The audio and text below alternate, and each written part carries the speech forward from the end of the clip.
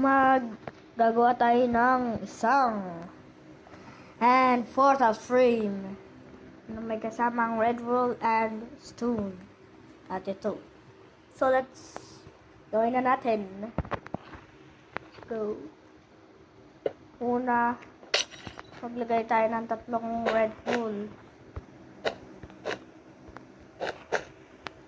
Tatlo. Bawat parte ng ginagawa. Tapos magbutas tayo ito.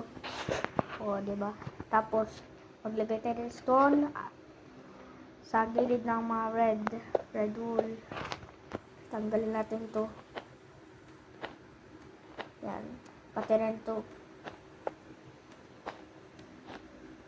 Sa gitna niya ay meron stone.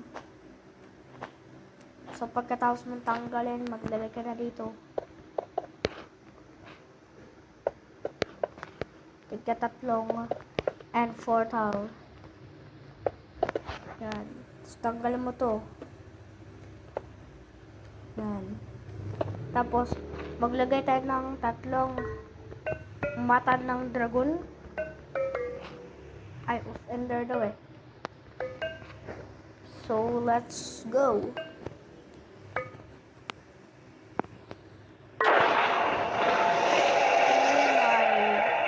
So, ngayon mga ka-Minecraft, ganun lang gumawa ng end portal frame. So, ayun mga ka-Minecraft, abangan nyo ang susunod na video ko.